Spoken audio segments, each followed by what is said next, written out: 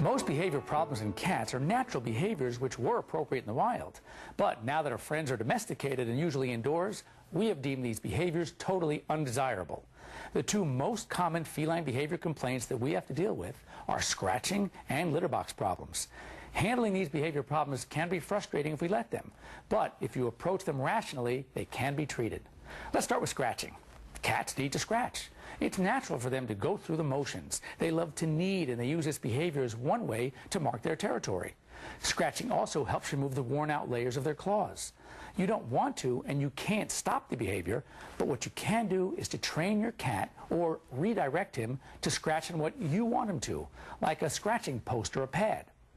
Ideally, place this post near his sleeping area in his safe room to get him used to using it at first.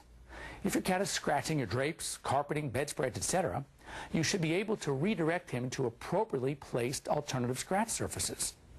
Firstly, so he doesn't continue to damage the inappropriate surfaces, you should clip his toenails as short as possible and place a scratching pad or post in or near these inappropriate areas.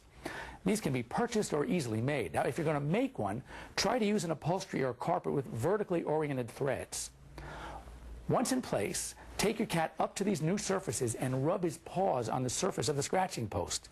His scent glands are in his pads, so he'll be placing his own scent on these new surfaces. You can also try rubbing some catnip on the post, as some cats are attracted to this. Your cat will start returning to his new pad or post to do his scratching. Once he's trained to his new location, you can either leave the post there or start to move it very gradually, a few inches each day, to an area you've already chosen. If the cat doesn't stop scratching the old surfaces, you'll need to do something to keep him away from these areas.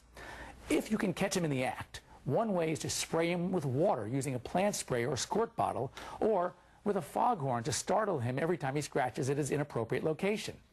If you can't catch him in the act, you'll need to barricade the area, lay aluminum foil or heavy plastic wrap over the area, or double-sided tape with balloons, which cats hate when they pop. You can also try the newer motion detectors. Now, what if nothing seems to work and your cat continues to ruin your home? One option is to put your cat back into a safe room every time you leave your home.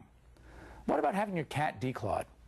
I know for many this is a dirty word, and some veterinarians and cat owners strongly oppose this procedure.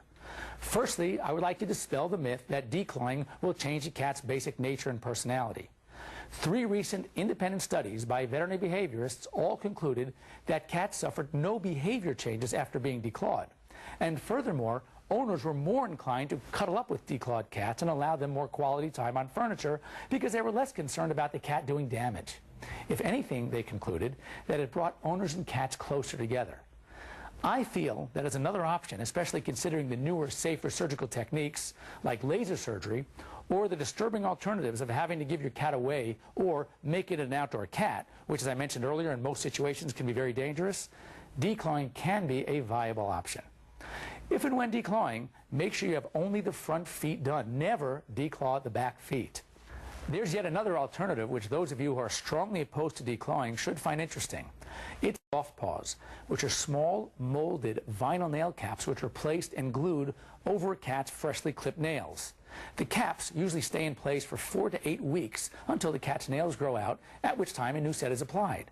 Your cat will still knead and go through the scratching motions, but with the soft paws, he can't do any damage.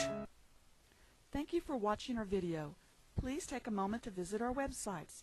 Dr. Deborah Garrison at the Treshweek Veterinary Clinic, loveyourdog.com, loveyourcat.com, tvet.com, mypetcaretv.com, and petdocsoncall.com. Thank you, and we wish you and your pet a happy and long life.